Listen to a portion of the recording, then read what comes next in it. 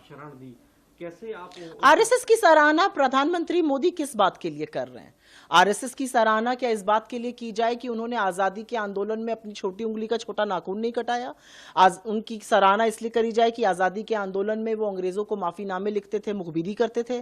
क्या इसलिए आरएसएस की सराहना की जाए कि उन्होंने 53 साल तक तिरंगे का बहिष्कार किया?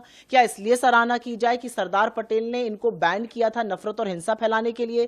क्या इसलिए सराहना की जाए कि हमारे संविधान की प्रतियां जलाई थी, बाबा साहब की फोटो की तस्वीरें फूकी थी? क्या इसलिए सराहना की जाए कि इन्हीं से प्रेरित और पोषित होकर इस देश के प्रथम आतंकवादी नाथूराम गोडसे ने महात्मा गांधी को मारा था? क्या आरएसएस की सराहना इसलिए की जाए कि यह हमारे क्रांतिकारियों को भगत सिंह से लेकर चंद्रशेखर आजाद को अराजक तत्व बताते थे? क्या इसलिए सराहना की जाए कि उन्होंने 1930 के सिविल डिसोबीडियंस मूवमेंट या 1942 के क्विट इंडिया मूवमेंट तक में कोई हिस्सेदारी नहीं की थी, बहिष्कार किया था, अंग्रेजों को चिट्ठियां लिखकर कैसे मूवमेंट का दमन किया जाए ये बताते थे? किस लिए सराहना की जाए? क्या आरएसएस की सराहना इसलिए की जाए कि ये North West Frontier Province Bengal और सिंध में जिन्ना के साथ मिलकर सरकारें चला रहे थे? किस लिए आरएसएस की सराहना की जाए? आरएसएस की सराहना क्या इसलिए की जाए कि ये अंग्रेजों से पेंशन लेते थे?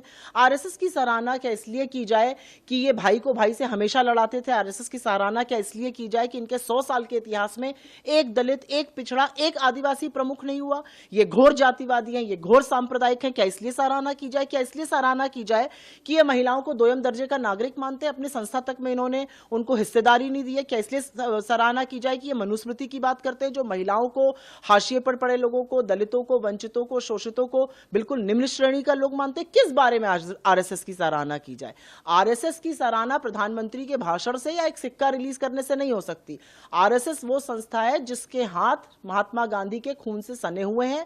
आरएसएस वो संस्था है जिसको इस देश के प्रथम गृह मंत्री सरदार पटेल ने बैन किया था, और यह कहकर बैन किया था कि उनकी भूमिका है महात्मा गांधी की हत्या में। मेरे लिए आरएसएस का सच ये, इधर उधर की बातें करने से आरएसएस का सिया सच नहीं बदलेगा। जो देशभक्त थे वो जंग में गए, जो कायर थे वो संग में गए। ये असलियत है आरएसएस की। मैम, ट्रम्प, मुझे ये शब्द सुनना बहुत पसंद है, मेरा फेवरेट